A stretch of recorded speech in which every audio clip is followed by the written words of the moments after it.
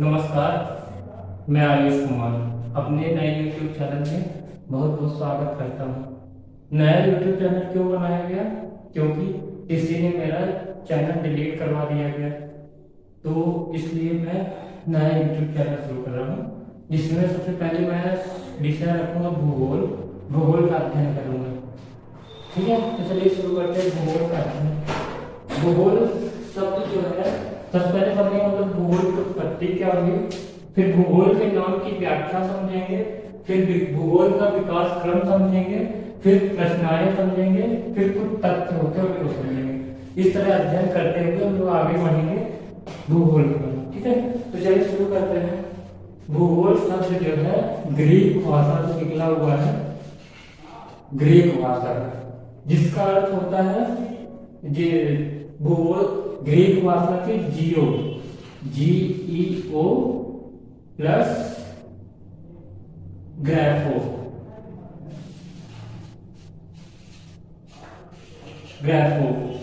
जिसका अर्थ होता है जियो मतलब होता है पृथ्वी, और ग्राफो का मतलब होता है अध्ययन। यानी पृथ्वी का अध्ययन क्या कहलाएगा? जियोग्राफी कहलाएगा। पृथ्वी का अध्ययन क्या कहलाएगा? जियोग्राफी कहलाएगा। ठीक है, तो इसमें क्या हम लोग अध्ययन करेंगे? भूगोल में हम लोग अध्ययन करते हैं विभिन्न प्रकार के व्यक्तियों के बारे में, संस्कृति के बारे में, आर्थिक गतिविधियों के बारे में, और विभिन्न प्रकार की वे गतिविधियां जो मानव के लिए बहुत अति आवश्यक होती है। जैसे पर्वत निर्माणकारी बल कौन कौन से होते हैं, पर्वत निर्माण के बारे में समझेंगे। पृथ्वी के अंदर क्या है, पृथ्वी के ऊपर क्या है, पृथ्वी में भूकंप कैसे आ रहे हैं, और विभिन्न प्रकार की जो भूगर्भीय गतिविधियां होती हैं उनको समझेंगे। ठीक है, इसमें क्या समझेंगे? पृथ्वी, तो दूसरा क्या होता है? पृथ्वी का अध्ययन ही क्या कहलाएगा? भूगोल कहलाएगा। साथ ही पृथ्वी के बाहर का अध्ययन क्या कहलाएगा? भूगोल कहलाएगा। ठीक है, तो फिर दूसरी चीज होती है कि जो संसाधन हो रहे हैं, संसाधन कैसे आदमियों को प्रभावित कर रहे हैं, उसके बारे में अध्ययन किया जाता है। ठीक है, तो इसके कुछ तथ्य होंगे, उसको नोट करते हैं। सबसे पहले जो भूगोल शब्द का जिसने प्रयोग किया था उसका क्या नाम था? उसका नाम था इंट्रे। भूगोल शब्द का जिसने प्रयोग किया उसका क्या नाम था? इरेस्ट्रेपस। क्या नाम था? इरेस्ट्रेपस। ठीक है, फिर जो ग्रीक विद्वान था जिसे क्या कहा जाता है? भूगोल का पितामह कहा जाता है, father of the geography. Father of the geography कौन है?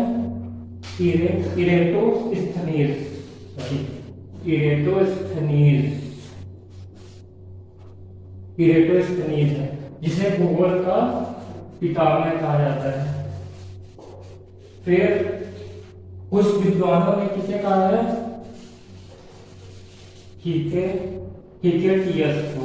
हिकेटियस को भूगोल का पितामह कहते हैं। इन दोनों में कंफ्यूजन रहता है, तो जहां ऑप्शन आपको हिकेटियस मिलेगा उसको टिक करिएगा, इरेक्टियस मिलेगा उसको टिक करिएगा। ऐसा हो ही नहीं सकता दोनों एक साथ आ जाए। ठीक है, ठीक है। फिर कॉस्मोस ने समताप रेखा का दिया। समताप रेखाएं क्या होती हैं? समताप रेखाएं वे रेखाएं होती हैं जो किसी स्थान के अलग अलग स्थानों में समान ताप को दर्शाती है, समताप रेखाएं कहलाती हैं। ठीक है, अब चलते हैं भूगोल का उत्पत्ति हो गया, भूगोल की नाम की व्याख्या हो गया, भूगोल नाम की व्याख्या हो गई। अब समझते हैं विकास क्रम क्या होगा। क्या होगा? धीरे धीरे इन्होंने क्या बता दिया कि आप भूगोल है पृथ्वी का अध्ययन करिए, फिर धीरे धीरे इन्होंने बताया भूगोल का अध्ययन करिए, और बहुत सारे जो भी वैज्ञानिक थे उन्होंने भी बताना शुरू किया। तो कुछ वैज्ञानिकों ने क्या किया? संभववाद बताया, कुछ वैज्ञानिकों ने क्या बताया? निश्चयवाद बताया, निश्चयवाद बताया। और ये क्या होता है इसको समझते हैं। संभावनावाद क्या था? संभावनावाद क्या था? संभावनावाद था कि मानव अपने जो भी मानव होते हैं अपने वातावरण में बदलाव लाने में सक्षम है। प्रकृति में प्रायः अनेक संभावनाएं इच्छा अनुसार दोहन करते हैं। संभावनावाद क्या होता था? जो मानव होते थे अपने जो भी परिवर्तन उनको परिवर्तन लाने में संभव है। मानव जो भी करेगा मानव ही करेगा, इस सिद्धांत के अनुसार ये। जैसे पेड़ों की कटाई कर दिया मानव ने, तो क्या हुई, गर्मी ज्यादा फैल गई। इसका रीजन क्या था, मानव ने किया है। ठीक है, निश्चयवाद क्या होता है, निश्चयवाद होता है कि जो भी हो रहा है प्रकृति में वो सब निश्चित है, जो भी होगा प्रकृति करेगी। एग्जाम्पल्स के लिए जैसे अफार क्षेत्र है अफ्रीका कंट्रीज में, जो अफ्रीका कंट्रीज आप देखेंगे तो अलग हो रहा है, वो क्या हो रहा है, धीरे धीरे अफ्रीकन प्लेट और 2-3 देश है वो धीरे धीरे अलग हो रहे हैं, वो आ रहे हैं भारत की तरफ आ रहे हैं, तो उसको बोलते हैं अफार क्षेत्र। तो उसमें क्या होगा, वो निश्चित है, वो कभी चेंज नहीं होगा, इट इज नॉट चेंज। ठीक है, वो नियत, वो क्या होगा, बिल्कुल निश्चित, वो अपने अनुसार चलता रहेगा। ठीक है, इसके लिए मानव की कोई भी प्रकृति नहीं है। इसके निर्धारक इसके कौन है, निश्चयवाद के निर्धारक कौन है, फ्रेडरिक है, फ्रेडरिक रेटजल है, फ्रेडरिक रेटजल। ठीक है, ये निश्चयवाद कहलाता है, यानी जो भी हो रहा है वो निश्चित है। संभावनावाद में क्या हो रहा है, मानव ने जो भी क्रियाकलाप किए हैं उनमें होगा। इनके फ्रेडरिक की एक पुस्तक थी एंथ्रोजियोग्राफी थी, जिन्होंने इसमें ये वर्णन किया। ठीक है, एंथ्रोजियोग्राफी में ये वर्णन किया, क्या वर्णन किया है कि क्या है, निश्चयवाद। ठीक है, फिर दो हो गए, संभावनावाद जो भी होते हैं सिद्धांत दो हो गए। अब विभिन्न प्रकार की जो वो रचनाएं हैं उनको समझते हैं क्या क्या है, कौन कौन सी रचनाएं हैं जिसको वो किया। सबसे पहला है आर्यभट्ट। आर्यभट्ट किसने लिखा है इसको, आर्यभट्ट ने आर्यभट्टीय ग्रंथ की रचना किसने की, आर्यभट्ट ने। आर्यभट्ट कौन थे, आर्यभट्टीय ग्रंथ किसने रचना की, आर्यभट्ट ने।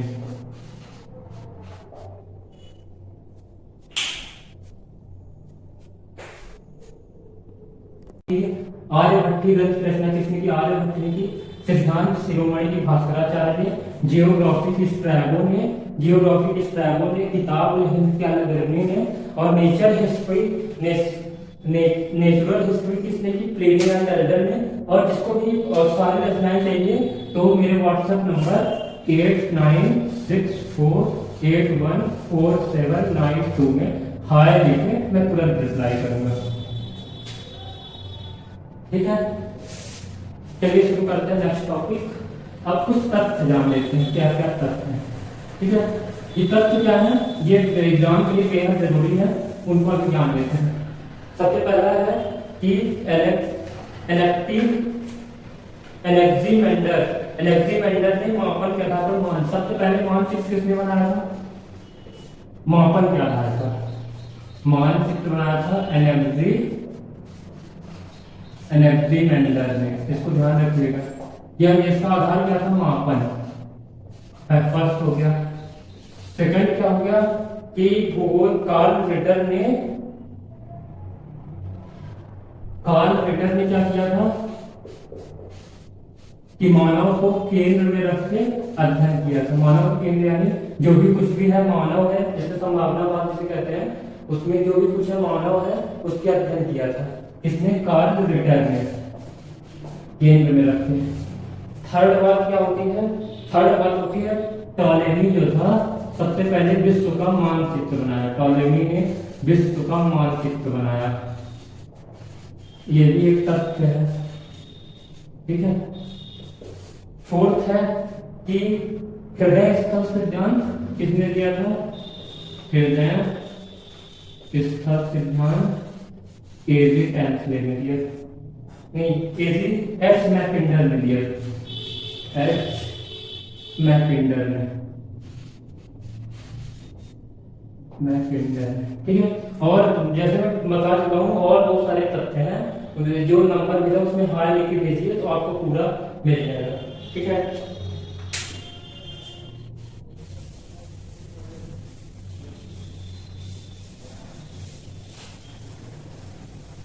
अब हम नेक्स्ट टॉपिक पढ़ेंगे कि पृथ्वी का, अब मैंने क्या किया,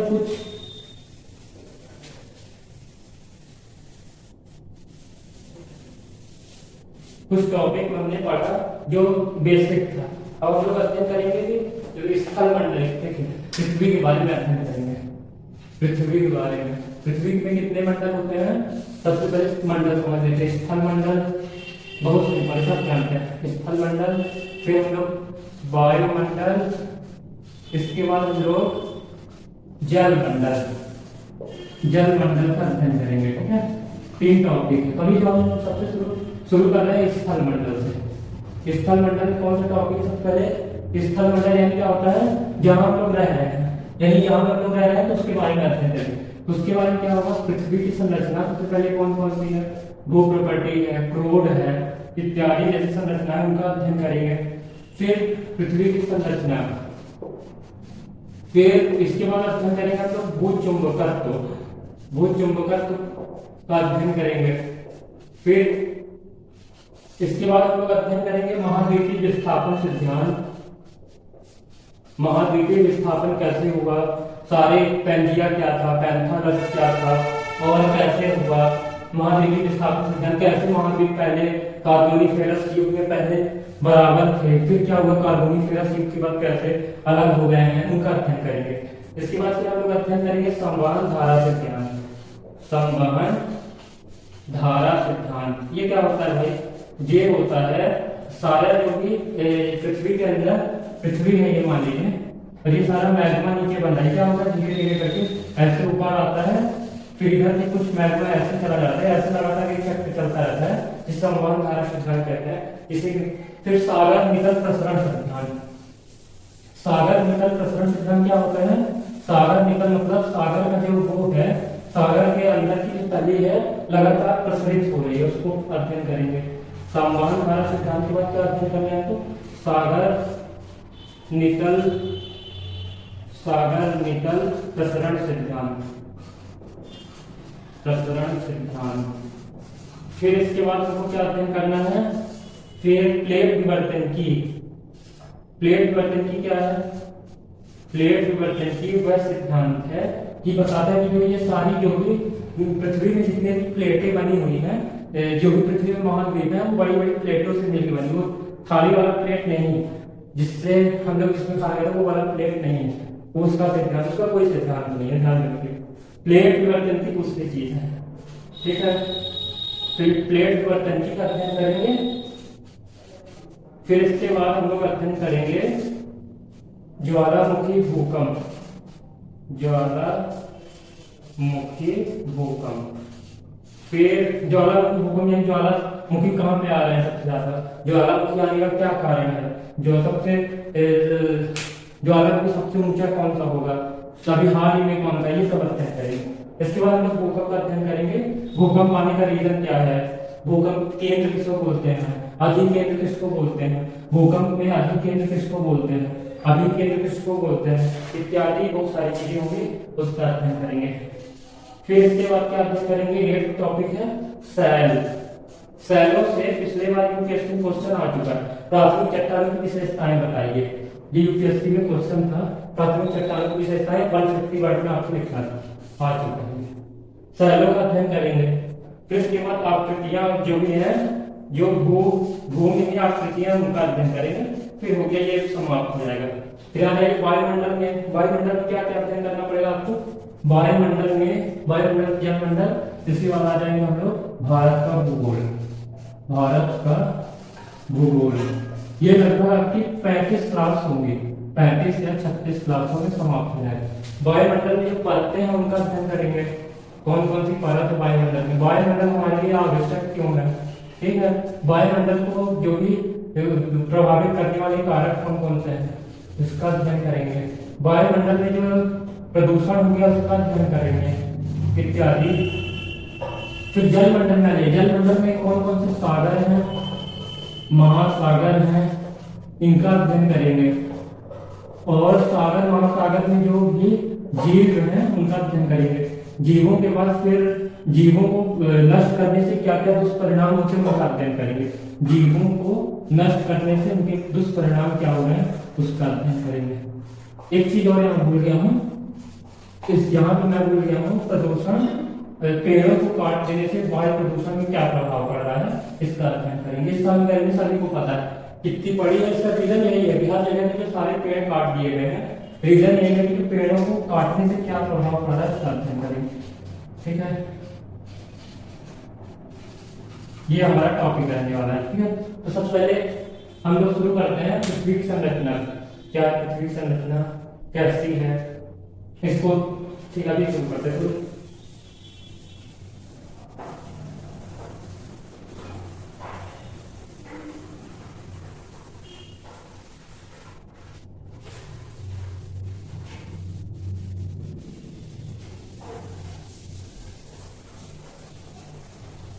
पृथ्वी की संरचना, सबसे पहला हेडिंग लगेगा हमारा पृथ्वी की संरचना। पृथ्वी की सबसे पहले आंतरिक संरचना होगी, पृथ्वी की आंतरिक संरचना, उसको जानेंगे। तो आंतरिक संरचना में क्या होता है? आंतरिक संरचना में सबसे पहले इसमें देखेंगे हम लोग परिचय, क्या होगा परिचय। फिर उसके बाद क्या होगा, इसके जानने के, इसका ज्ञान क्यों आवश्यक है, ज्ञान क्यों आवश्यक है। फिर इसके बाद हम लोग देखेंगे इसकी ज्ञान क्यों आवश्यक है। फिर स्रोत कौन कौन से हैं, स्रोत कौन कौन से हैं। इसके बाद बीच में ये भी बना लीजिए, नहीं, स्रोत कौन कौन से हैं। फिर परतें कौन सी बनेंगे, परतें जो होंगी कौन सी होंगी, एक यांत्रिक परतें होगी, एक रासायनिक परत होगी। ठीक है, इसका हम लोग अध्ययन करेंगे। सबसे फर्स्ट जो है, सबसे पहले शुरू करते हैं परिचय। इसका क्यों आंतरिक संरचना का हमको जरूरी क्यों है। ऐसा भाई क्या हो गया कि हमको पृथ्वी के अंदर की संरचना जानना है, तो पृथ्वी के अंदर की संरचना इसलिए हमको जानना जरूरी है क्योंकि क्या होता है कि पृथ्वी के अंदर लगातार क्या हो रहा है, भूकंप आ रहा है, ज्वालामुखी फट रहे हैं, भूकंप आ रहा है, ज्वालामुखी फट रहे हैं, भूस्खलन हो रहा है, जिससे क्या हो रहा है, मानव जो है बहुत ज्यादा प्रभावित हो रहा है, मानव बहुत ज्यादा प्रभावित हो रहा है। इस वजह से पृथ्वी की संरचना, आंतरिक संरचना, पृथ्वी के आंतरिक संरचना का ज्ञान बहुत आवश्यक है। ठीक है, ज्ञान बहुत आवश्यक है, और जिससे क्या होगा, मानव जो होगा, मानव इनसे, इन भूकंप से, भूस्खलन से, ज्वालामुखी से, जिससे बचाया जा सकता है। ठीक है, इसलिए ज्वालामुखी, पृथ्वी की आंतरिक संरचना क्यों आवश्यक है। पृथ्वी की आंतरिक संरचना इसलिए आवश्यक है क्योंकि लगातार भूकंप, भूस्खलन, ज्वालामुखी और बहुत सारी चीजें हो रही हैं, तो उसके लिए क्या होगा, उसके लिए जरूरी होगा कि पृथ्वी की आंतरिक संरचना को हमको आंतरिक संरचना के बारे में जानकारी है। ठीक है, तो ये हो गया थोड़ी सी परिचय हो गया। इसमें क्या होगा, ज्ञान, वही परिचय ज्ञान की आवश्यक एक ही बात होगी। ठीक है, इसको ज्ञान और परिचय एक ही बात होगी इसमें। फिर स्रोत क्या हो सकते हैं, स्रोत है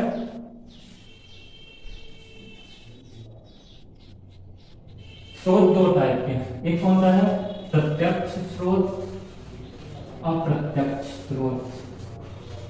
ठीक है, स्रोत कौन, प्रत्यक्ष मतलब क्या होता है, प्रत्यक्ष अप्रत्यक्ष। प्रत्यक्ष मतलब होता है कि जिसको तुम अपने आंख से देख रहे हो उसको प्रत्यक्ष बोलते हैं, जो तुम सामने देख रहे हो प्रत्यक्ष होगा, जिसको नहीं देख रहे हो अप्रत्यक्ष होगा। जैसे मैं बोलूं कि पेड़ों से अप्रत्यक्ष लाभ कौन कौन से, पेड़ों से अप्रत्यक्ष लाभ कौन कौन से, पेड़ सांस ले रहे हो और बहुत सारी चीजें सांस ले रहे हो, पेड़ हमारे नीचे पानी रोक के रखे हैं, जमीन को क्या कर रहे हैं, वो जमीन को खिसने नहीं दे रहे हैं, मतलब जमीन को उड़ने नहीं दे रहे, वो इस कलम से बचा रहे हैं, जड़ अपनी मिट्टी बांध के रखे हुए हैं। और बोलो ये हो गया प्रत्यक्ष। प्रत्यक्ष वाले क्या हुआ, लकड़ियां ले रहे हो, फल ले रहे हो, फिर फल ले रहे, ये हो गया प्रत्यक्ष। जो तुम आंखों से देख रहे हो उसको बोलते हैं प्रत्यक्ष। ठीक है, तो प्रत्यक्ष स्रोत कौन कौन से हैं पृथ्वी विज्ञान के लिए। पृथ्वी विज्ञान के लिए सबसे पहला है, सबसे फर्स्ट है वेधन और ज्वालामुखी। वेधन क्या हो रहा है, वेधन मतलब होता है क्षेत्र, जिसमें क्या कर रहे हो हम लोग क्या कर रहे हैं, वेधन में हम लोग कर रहे हैं कि वेधन जब कर रहे हैं तो पृथ्वी के अंदर जा रहे, दिख रहा है कितने अंदर जा रहा है। दूसरा है ज्वालामुखी, इसमें अध्ययन करेंगे कि पृथ्वी में कौन कौन सी आंतरिक संरचना कैसी होगी, इसका अध्ययन करेंगे। फिर उसके बाद प्रत्यक्ष स्रोत कौन कौन से हैं, ताप, दाब, घनत्व, उल्कापिंड, उल्कापिंड